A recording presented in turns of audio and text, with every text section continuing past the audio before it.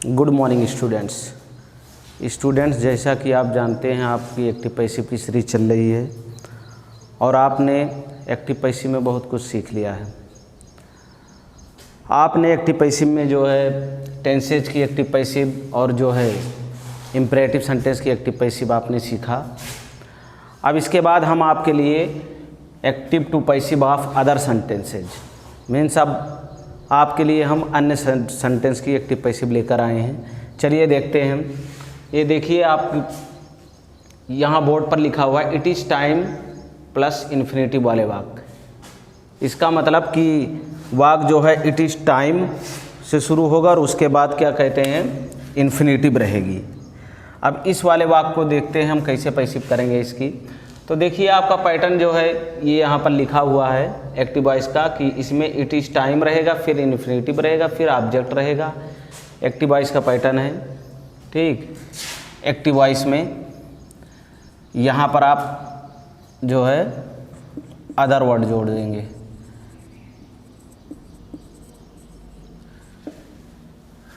ये आपका क्या कहते हैं एक्टिव वॉइस का पैटर्न हुआ,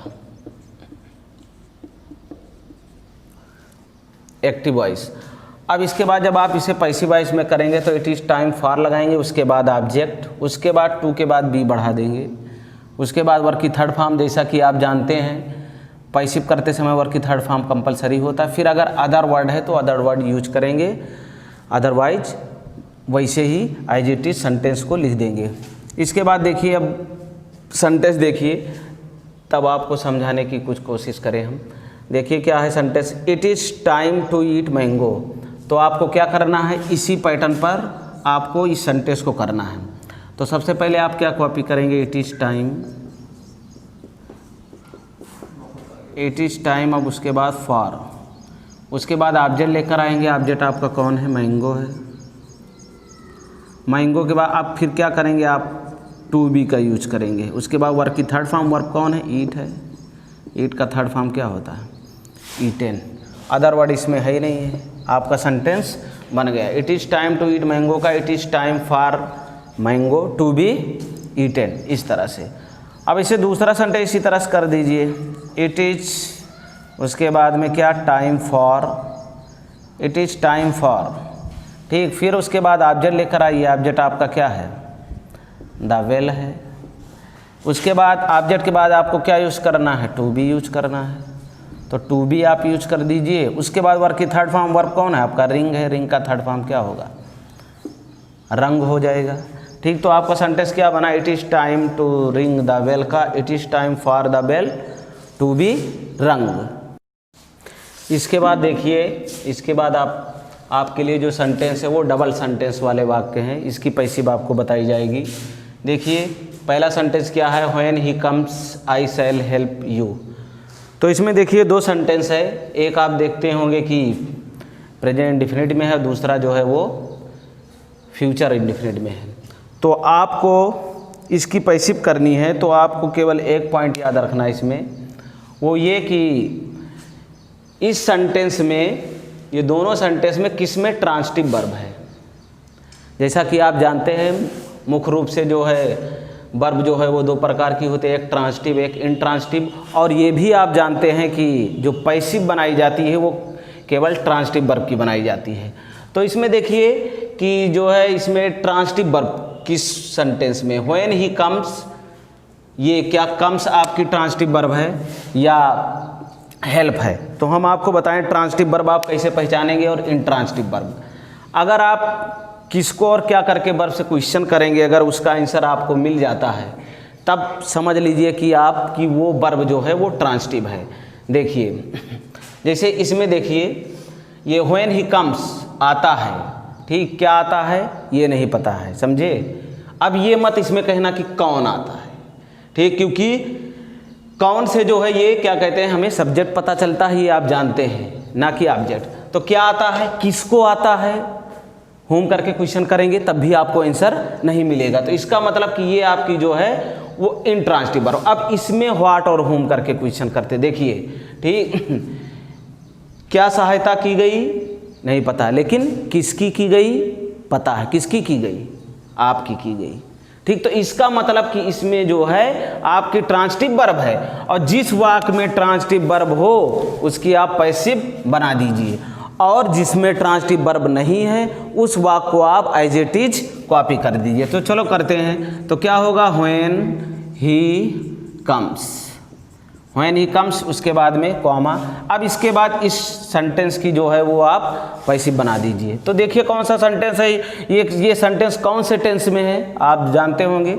ये फ्यूचर इंडेफिनिट में कैसे शैल विल का यूज हुआ है। तो अब सब्जेक्ट का ऑब्जेक्ट सब्जेक्ट कर दीजिए जैसे आप करते थे। तो यू, उसके बाद में यू के साथ कौन सी हेल्पिंग वर्ब फॉलो होती है, बिल, आप जानते होंगे। और ये जो है बिल के साथ में फ्यूचर इंडेफिनिट में बिल के शैल बिल के साथ में बी बढ़ाकर पैसिव हम करते हैं, तो यू बिल बी हो गया। उसके बाद में हेल्प की थर्ड फॉर्म जो है क्या हो जाएगी, हेल्प्ड हो जाएगी। उसके बाद आप बाई यूज करेंगे, उसके बाद सब्जेक्ट। ये सारी चीज़ें आप पहले ही पढ़ चुके हैं किस तरह से सब्जेक्ट का ऑब्जेक्ट का सब्जेक्ट होता है। तो आपका सेंटेंस क्या बना, when he comes you will be helped by me. ठीक, अब दूसरा सेंटेंस देखिए। दूसरा सेंटेंस ये देखिए, ये आपका पास्ट परफेक्ट में है और ये जो है पास्ट इंडेफिनिट में है। जो आपने पढ़ा होगा टेंस क्या कहते हैं, पास्ट परफेक्ट, उसमें देखते होंगे आप दो सेंटेंस रहते हैं, वही सेंटेंस है। तो अब इसमें भी देखिए आप, इसमें देखिए ट्रांजिटिव वर्ब कहाँ है, इंट्रांजिटिव वर्ब।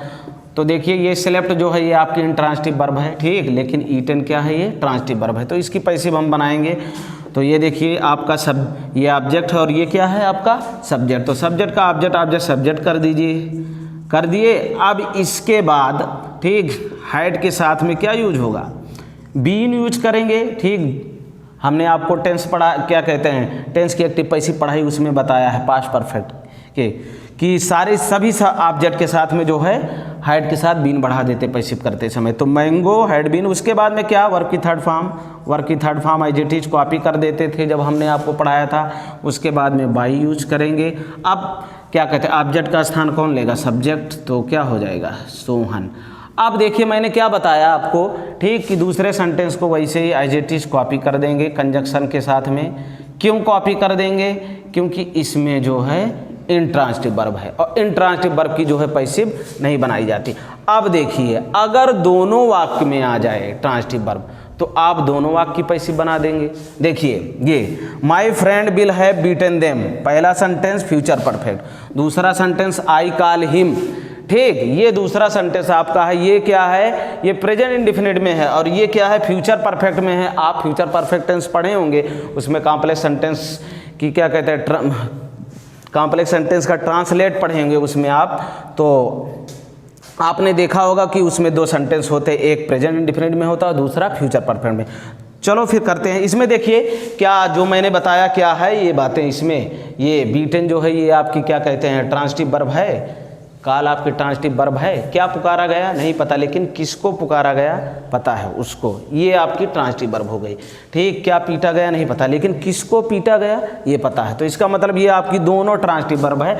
अब दोनों की पैसिव आप कर दीजिए अलग अलग। तो ये आपका सब्जेक्ट, ये आपका ऑब्जेक्ट। तो क्या हुआ देम का, दे। उसके बाद में अब दे के साथ बिल ही लगता है और हमने बताया था हैव दिखे अगर वाक्य में, हैड दिखे वाक्य में, तो आपको क्या कर देना है, हैज हैव हैड दिखे तो बीन बढ़ाकर पैसिव कर देना है। तो बिल हैव के साथ अब क्या लग जाएगा, बीन। ठीक, तो दे बिल हैव बीन। अब उसके बाद वर्ब की थर्ड फॉर्म इसमें दी है, परफेक्ट है। अब उसके बाद बाई यूज कर दीजिए, बाई। अब ये क्या है, ठीक क्या कहते हैं सब्जेक्ट का ऑब्जेक्ट, सब्जेक्ट हुआ तो माय फ्रेंड कहाँ जाएगा, माय फ्रेंड देम की प्लेस पर जाएगा, तो उसको लिख दीजिए फिर ऐसे ही। अब इसके बाद ये देखिए कंजक्शन वैसे ही लिखा जाता है, कंजक्शन जो है वैसे ही लिखा जाता है एज इट इज। अब यहाँ पर देखिए, अब इसको आप इसकी पैसिव बना दीजिए, क्योंकि इसमें भी क्या कहते हैं, क्या है ट्रांजिटिव वर्ब इसमें भी है। तो करिए सब्जेक्ट का ऑब्जेक्ट आप सब्जेक्ट करिए ही। अब ये बताइए कि प्रेजेंट इंडेफिनिट में कौन सी हेल्पिंग वर्ब लेकर करते हैं पैसिव, इज़ लेकर करते हैं। तो आप ही के साथ क्या यूज करेंगे, इज यूज करेंगे। वर्ब की थर्ड फॉर्म क्या, काल, काल का क्या हो जाएगा, काल्ड। अब उसके बाद में फिर बाई यूज करेंगे, बाई आई का क्या हो जाएगा, मी, क्योंकि ये सारी चीज़ें आप पढ़ चुके हो कि अगर प्रोनाउन अपना प्लेस बदलता है तो केस भी बदलता है। तो बाई का क्या हुआ, मी हुआ। तो आपने देखा कुल मिला के आपको केवल एक पॉइंट याद रखना है, एक्टिव से पैसिव करते समय कि जिस वाक्य में ट्रांजिटिव वर्ब होगी उस वाक्य की पैसिव की जाएगी। देखिए इसके बाद जो है आपका जो है हेल्पिंग वर्ब +2 वाले वाक्य, ये हेल्पिंग वर्ब के बाद जो है वो 2 रहेगी। चलिए देखिए इसका पैटर्न देखिए, तो पैटर्न में पहले सब्जेक्ट रहेगा, फिर हेल्पिंग वर्ब, फिर 2 रहेगा, फिर वर्ब की फर्स्ट फॉर्म रहेगी, फिर ऑब्जेक्ट, उसके बाद अदर वर्ड अगर रहेगा तो रहेगा, नहीं तो कोई बात नहीं।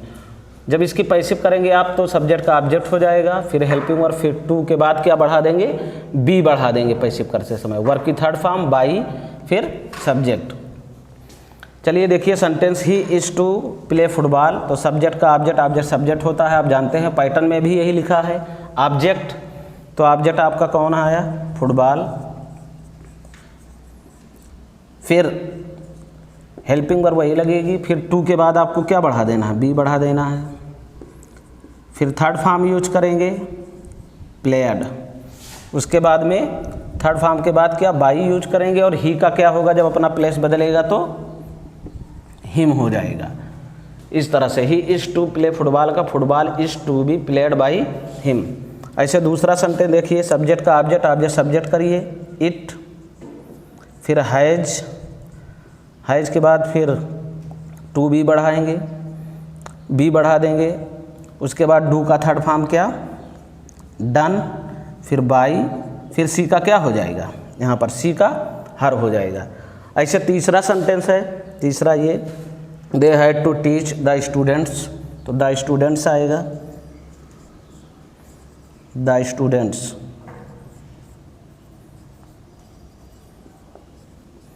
उसके बाद हैड के बाद 2 के बाद क्या बढ़ा देंगे, बी बढ़ा देंगे, टीच का थर्ड फॉर्म यूज करेंगे, क्या हो जाएगा, टाट, फिर बाई यूज करेंगे, बाई सब्जेक्ट कौन है आपका, दे का क्या हो जाएगा, देम हो जाएगा। इस तरह से आप करेंगे इस सेंटेंस को। इसके बाद आप देखिए, इसके बाद एक्टिव टू पैसिव आप मोडाल्स, मोडाल्स के बारे में आप जानते होंगे। मोडाल्स जो है वो मॉडल एग्जली वर्ब होती है और वो हमें जो है तरीका बताती है, विधि बताती है कार्य करने का।